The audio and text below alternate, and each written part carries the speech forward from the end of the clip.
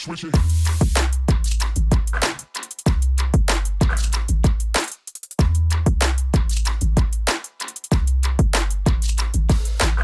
All right, guys, we see you at our games all the time, so let's talk a little bit about women's basketball today. Let's do it. I'm gonna pass you the ball Okay. and ask you a few questions. First question, if you have to describe women's basketball in one word.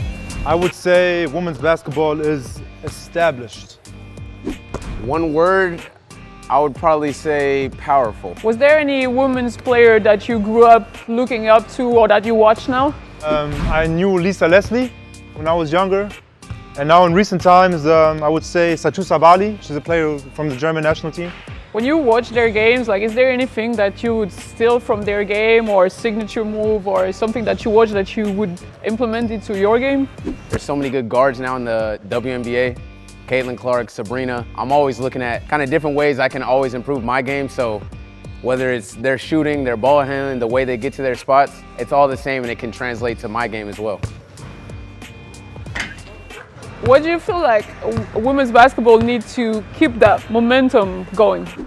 Because right now it's on the rise and I think they need to continue at that level to make more people not only respect the sport, but watch the sport and see that it can be just as entertaining as men's sports. I think for any sport to grow, I think it's important to kind of reach the audience of the younger generation. That's probably one of the best things you can have, or the best scenario for a sport to grow in the future. You know, I have the feeling that people talking bad about women's basketball are usually the ones not playing sports, hiding online. Do you feel that way? And how important is it that people see you guys, like the athletes, on the sidelines and being the first to support us? I think you need to go to the game yourself and actually see, not just look at social media, look at certain clips. If you look at our games, we have bad clips as well. So we're supporting the women's games. Other teams are supporting their women's teams. So I think outside people also need to go to the game. You know, witness the atmosphere, witness the competition level, and people will see that it's a very, very fun and entertaining platform, you know, to watch as well. So you can't have an opinion if you haven't really experienced something, I would say. All right, last question. How would you describe leadership? It's such a big word and there's so many different ways that you can describe being a leader. But really, I think it's just doing whatever you have to do for your team. Talking, finding ways to win, whether it's on the defense, the offensive end, whatever it is, just doing literally a little bit of everything for your team in order to help them win. And I think the biggest thing with being a leader is being vocal. And I think the more you talk, the more you get to know your teammates, the more you get to express yourself. I think the more people will respect you and kind of see you as a leader.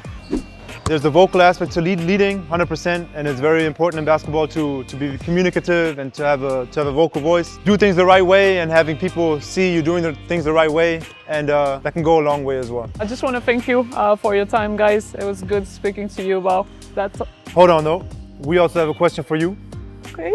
TJ. Yeah, so obviously we know about your profession and we wanted to basically ask how you manage being both a basketball player and then flipping the switch to the commentator, the interviewer, the media person. It's demanding for sure. Days are long, like I don't get a lot of time off, but you know, I love the game. I was in your position a few years ago.